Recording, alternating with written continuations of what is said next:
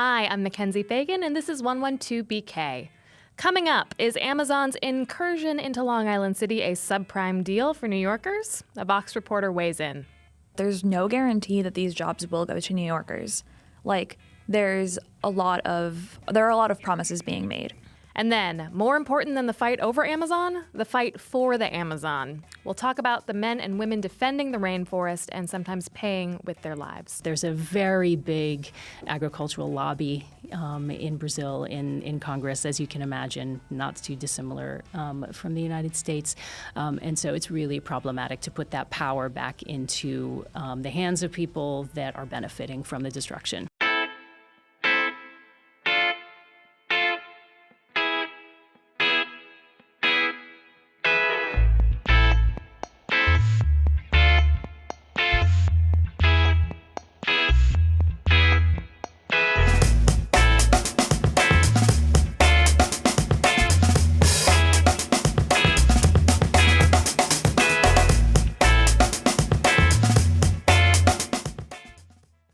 It's a bright, cold day in Long Island City, and the clocks are striking 13.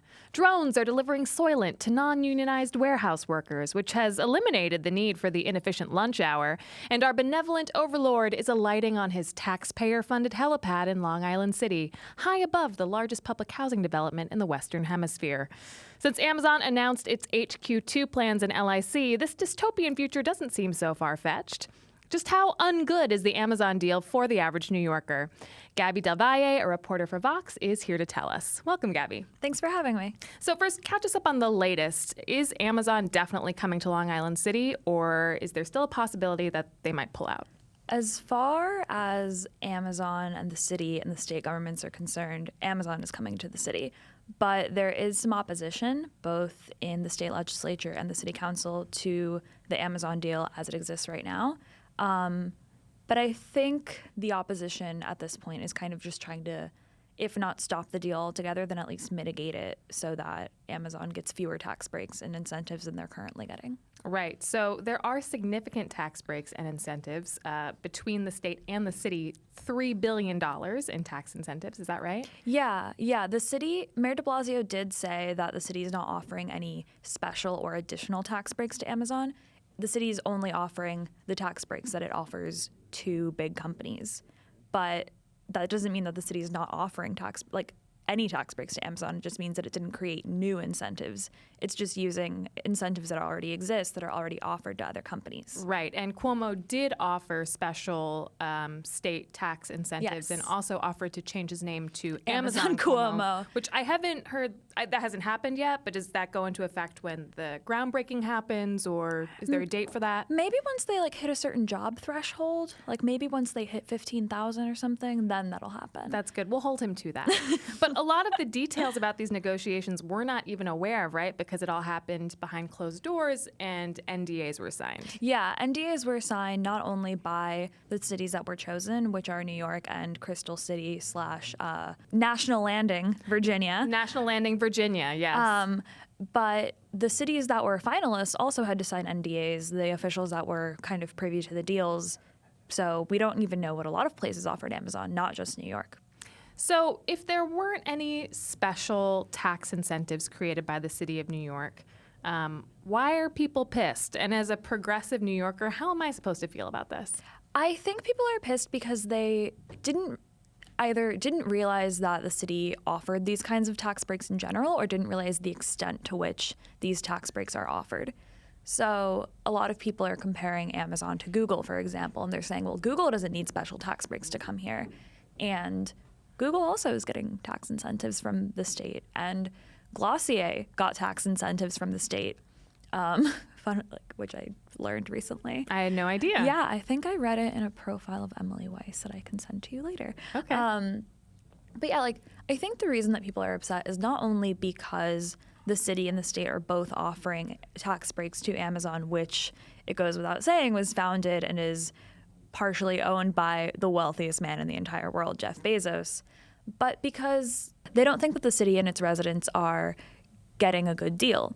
So in exchange for a still undetermined number of jobs, because we don't know how many jobs will start next year or the following year or the year after. We just know that the final number, I believe, is 25,000. Right, that's what I've heard. But we don't know when those jobs are going to get here. They could get here in the next decade, for example. That's part of it. Another part of it is that people think that because Amazon is a hugely profitable company, it doesn't need these incentives. So Amazon is not struggling to get by right now. Amazon is not like a small business that, like, if it doesn't meet a certain profit margin, it's going to close its doors. Amazon is making immense profits, even if certain parts of the business aren't as profitable as others.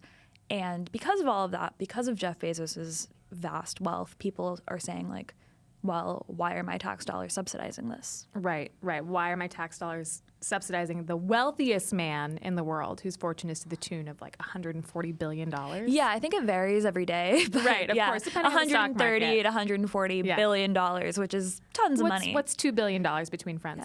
Yeah. So another criticism is that perhaps this whole competition to decide where HQ2 was going to land actually was an elaborate ruse in order to extract the most tax incentives out of cities that were vying for this option, but that actually he really wanted it in New York and DC all along. Yeah, absolutely. I think that is a really good point because, I mean, again, we don't know what happened in these negotiations because of the NDAs, because of the whole process, but because businesses relocate all the time. Businesses open up new offices in new cities all the time.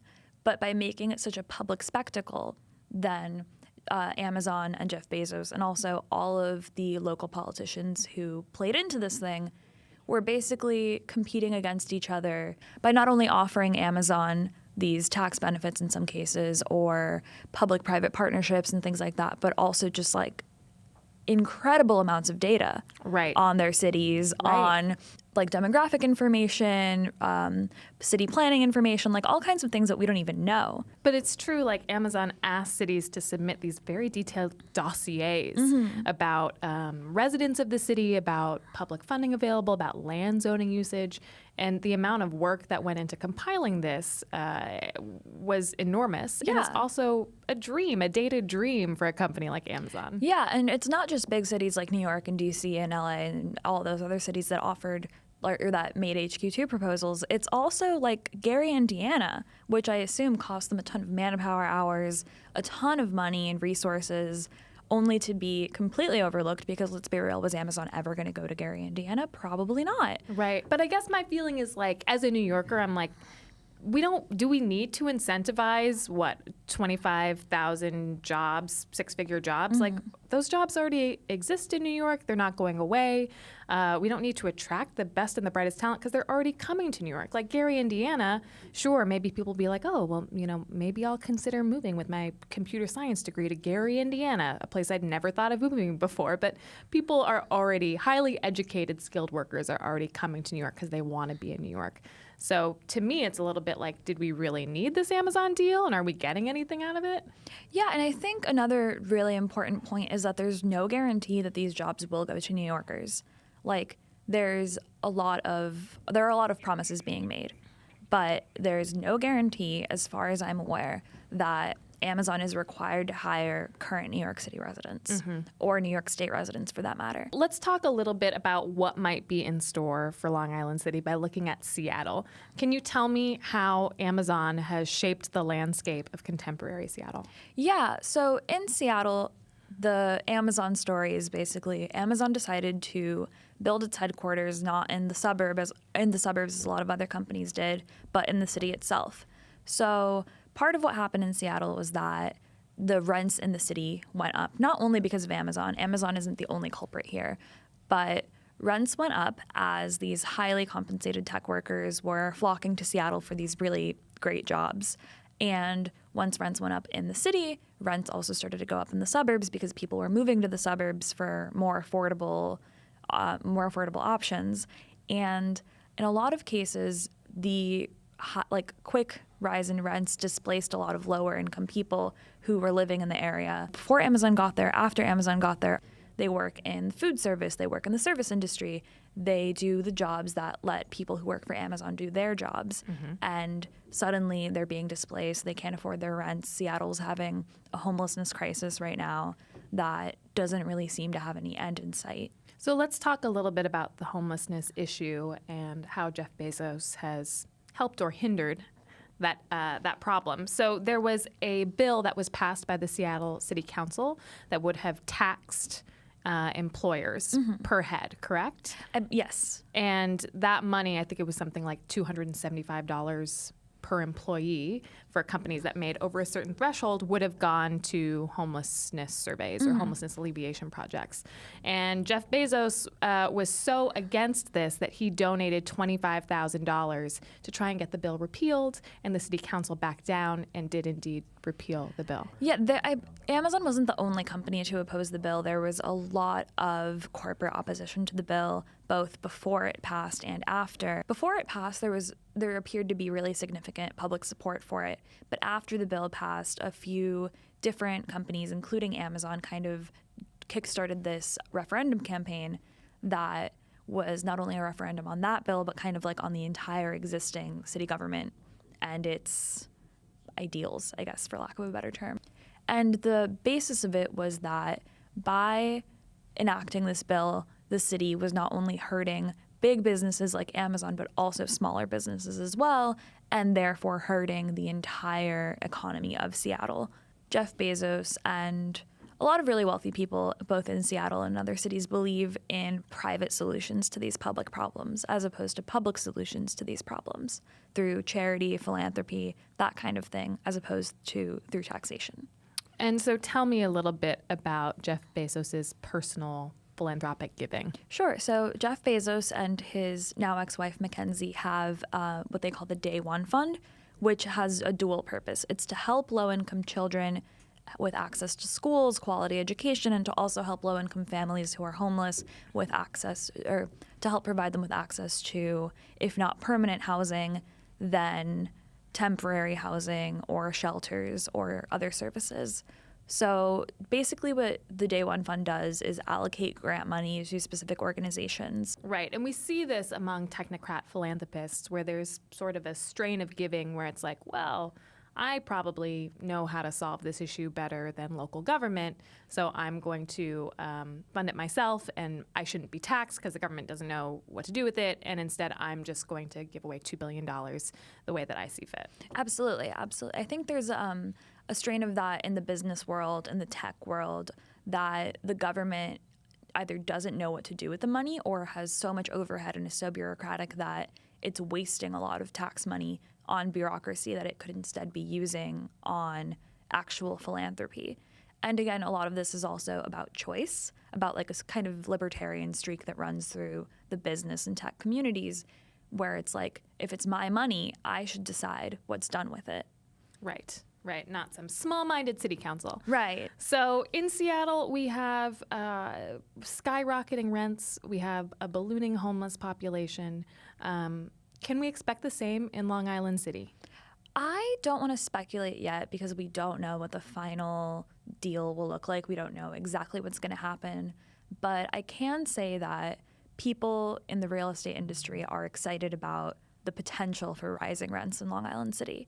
I think we can see a more burdened public transit system. Whether this will contribute to homelessness or will be one of many factors that contributes to rising homelessness in the city, I'm not sure yet. And are there any pros to maybe having Amazon move into Long Island City, which is also home to the largest public housing project in the United States, and in fact, the Western Hemisphere? I believe de Blasio said that there'd be amazing synergy Between the two. Right. Yeah. That sounds like some spin, but maybe there are pros that I'm not thinking about. It's definitely spin, but I think the way that the city, the state, and Amazon are looking at it is that Amazon will provide jobs fairs for Queensbridge housing residents. It will provide, I believe there was some kind of community space mentioned in the deal, but I have to double check.